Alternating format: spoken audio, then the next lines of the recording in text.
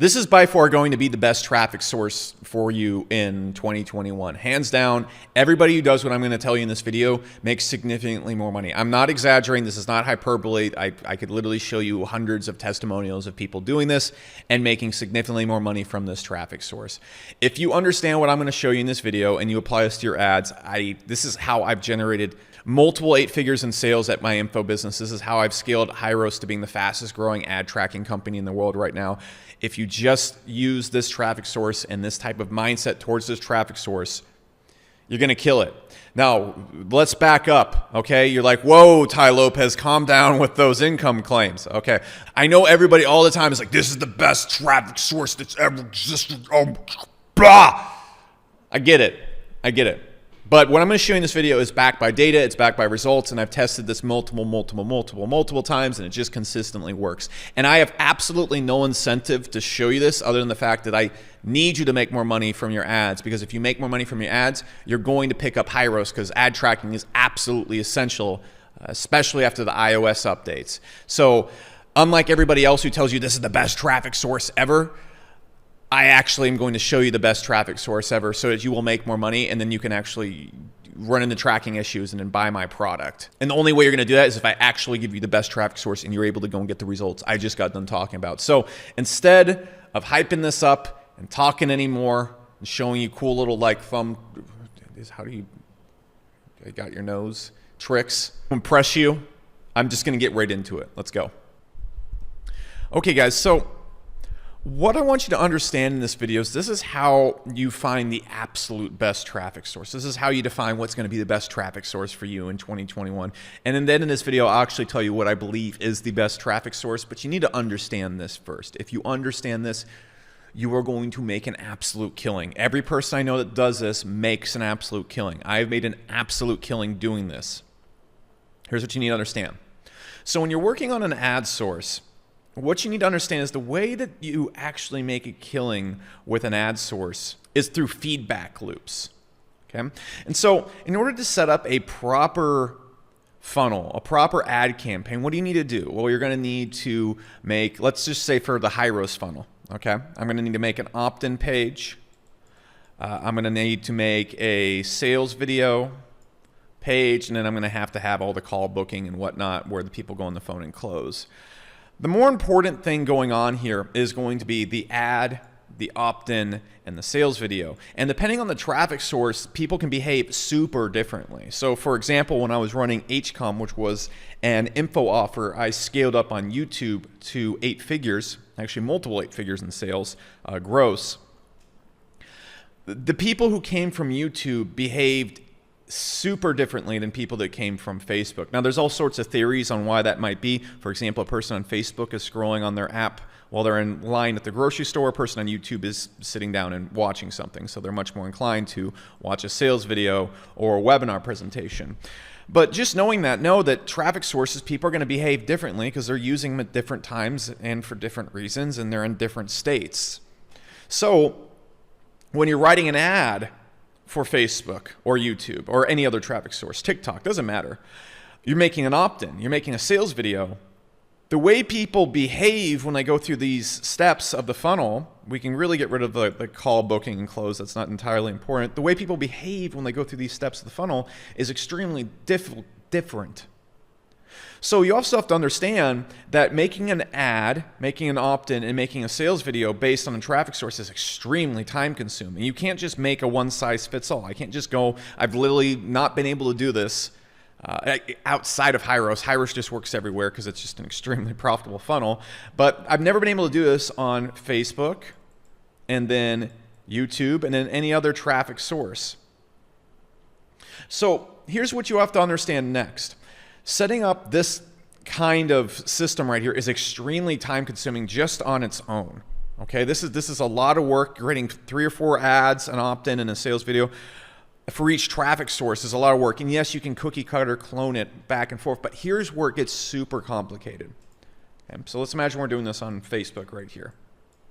And then we have an ad, and then we have an opt-in, and then we have the funnel itself, all right, which would be sales videos and whatnot. So here's where you get absolutely hosed if you don't understand this. The way you make an ad funnel work is, for example, my Hyros ads for my software company didn't work at all last year. Okay, the first ones that came out didn't work. Second ones that came out didn't work. But now they generate almost 10x ROIs. How does this happen? How does this happen? I'm going to be straight up with you. A lot of it's word of mouth because Hyros just literally makes people's ad accounts generate 20 to 30% more money like that, like clockwork every single time. Once the word gets out about that, people start buying it a little bit more. And so that's guaranteed by 90-day refund guarantee. That's not me just throwing something out there. If it doesn't do that, you don't pay for it.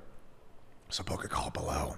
Anyways, the way it got better is I kept looking at the responses to the ads, the opt-in, and the funnel. And through that, what happened is feedback loops. And what a feedback loop is imagine you're writing code, for example, or you're playing guitar, either one. But if you're writing code and then you run the code, for example, I code video games very badly all the time.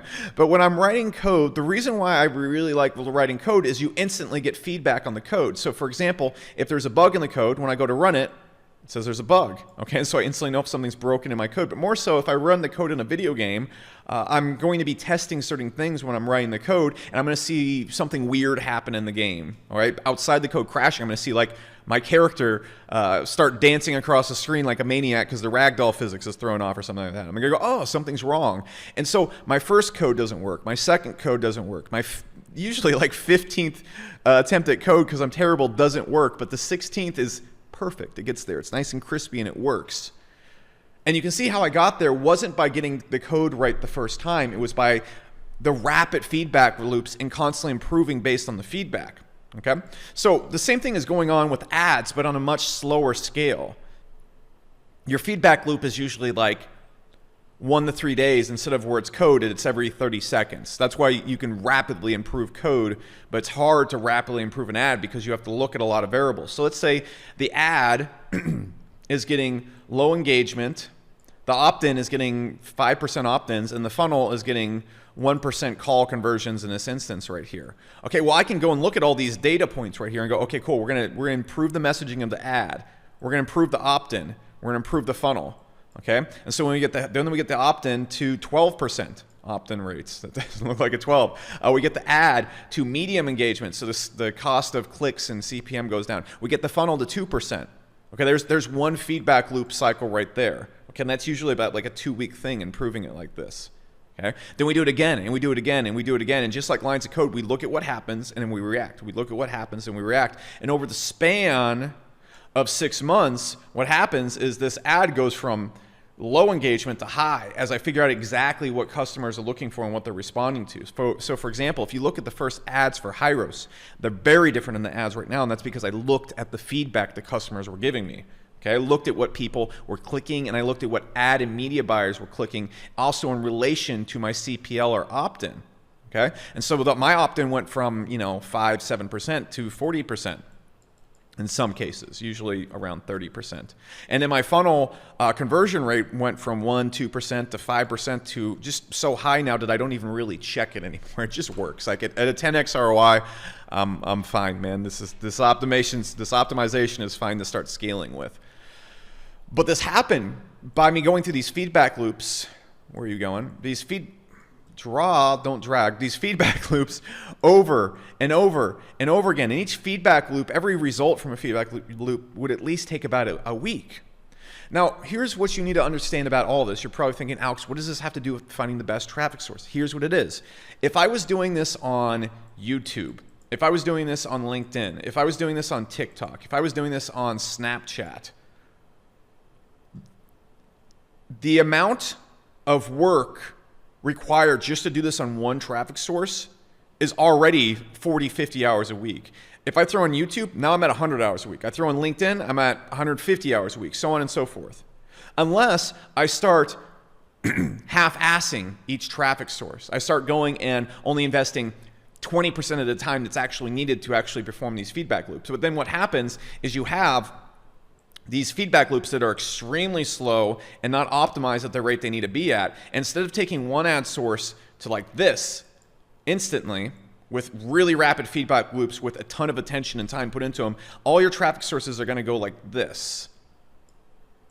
And this is a really bad example, a really bad drawing, but this right here is probably going to generate 5 times more than all of this right here slowly going up. All right, look, it's, for example, if you invested in cryptocurrency right now, if you invest in 15 different cryptocurrencies and you spread out your investment across all of them, this is a weird example, even if one skyrockets, you're not really going to see that high of an ROI. Whereas if you just focus on one cryptocurrency and you really nail it, which again, cryptocurrencies are outside of your control. Let's imagine the cryptocurrencies are inside your control in this example, and you really nail it, and that one gets a 15x ROI. It's going to make more money than having it split across 15 currencies. You have to understand this about ads. But the thing is, unlike cryptocurrencies, your effort and time invested controls the accelerated returns right here. And you only have so much time to invest. It's not like cryptocurrency where you have unlimited money you can make and invest. You only got like really 50 hours of concentrated, focused, smart work. You could do 70, but after about 40 hours, I'm an idiot anyways. So that being said, if you have $100,000 to invest in ads and you want to turn it into $2 million, okay, maybe, all right, let's take down the numbers, Alex. Come on. We want to turn it into $500,000. Our best way is to get it into an ad source that's going to give us a huge return and just put it all in that ad source. Diversifying isn't really helpful in this case because you have to understand, unless you're a giant brand that's making hundreds of millions of dollars per year, there's more than enough traffic on Facebook or YouTube or LinkedIn or TikTok or Snapchat to make you $10 to $20 million per year. Easily. I've done it. I know multiple people that have done it. There is more than enough traffic source on just one. There's more than enough traffic and buyers on one traffic source to get you to a income that is nearing Tom Brady's income, if that's what you're looking for right here, or at least taking your company to be worth one Tom Brady. How much is a company worth? A Tom Brady, sir. It's laughable, but it's true. So what's going to be the best traffic source for you in 2021? Well, it's quite obvious. It's going to be the traffic source that you dedicate all your time to. What you shouldn't be doing in 2021 is trying to run on Facebook and YouTube and TikTok and Snapchat and whatever the hell you're doing right here. Your best way to do it is just to pick one. You can experiment with all of them and see the one that works out easiest for you, and then just go all in. Because the thing that actually controls your ROI on ad platforms isn't the traffic source, it's the feedback loops and improving and optimizing around the traffic source. If you only optimize, if you have 50 hours and you spend 10 hours on each traffic source, each one's going to get 20% optimization. You're going to see that the way traffic sources work is it's exponential returns on your feedback loops. So if you're only putting 20% in, each one's kind of like bobble and go like this, bobble and go like this. Whereas if you put 100% in, it works on an exponential curve, so you're going to get farther down the curve, and eventually the way traffic sources work is like this. Okay? It's not going to go backwards, but you're getting the point. And this is when you master the feedback loop of one traffic source in one funnel. So, to wrap it up, if you really want to kill it in ads, what you want to do instead is find the traffic source that gives you the base easiest return. So for example, if I started running ads on YouTube and Facebook and Snapchat, if one of them gave me like a 1.5x ROI and the other ones gave me 1x, I would just go all in on the 1.5x ROI and ignore the other ones until I have so much traffic that doesn't even make sense. This is exactly what I did with HCOM when I scaled it to $20 million in sales. Facebook was always all over the place, and working with their terms of service and everything was always just kind of like, ah. So I just said, no, I'm not going to run Facebook ads, and I'm only going to do YouTube ads. And the result was, all right, first off, I got the little minimal bounce right here, but then what happened is I went deeper and deeper into it, okay? And I scaled a business past amounts that I couldn't even imagine. And I only used one traffic source. If I'd used both traffic sources, I would have gotten this. I would have gotten the like that. I wouldn't have scaled it very far. And that's the key to buying traffic. It doesn't matter where you buy traffic from, unless you're buying Twitter ads. That never works for anything, okay? Ever. But if you're buying any other traffic source, I know someone in the comments will be like, I made $1 million on Twitter ads. You're not an ad expert. Okay, cool, man. All right. So that being said, The way you're going to get the best return is by not diversifying your traffic. This is not a stock portfolio where the returns are out of your control, so it's better to just spread it all out. Your returns are 100% under your control and the time and effort invested into them. And the returns are always going to be exponential, okay? If you put 100% in something, you're going to see vastly better returns on it than if you put 20% in something, because you have to get farther down the curve. The more time you put in, the farther down the curve you get. That's the best way I can explain it. So in 2021, stop diversifying and stop trying to be a jack of all trades. It doesn't work, okay? For example, Facebook works really, really, really well for me at Hyros. Okay, now we're actually seeing better results at Google Ads after all the updates and whatnot. However, for the first 6 to 7 months, I focused almost exclusively on Facebook. That being said, for HCOM, my info product, YouTube worked insanely better right off the bat, so I only focused on YouTube. Both companies have gotten insane ROIs on their ad spend, and it's not by me being a jack of all trades or an all-around ad expert. It's by me analyzing what platform worked best off the get-go and then going all in on that platform. Okay?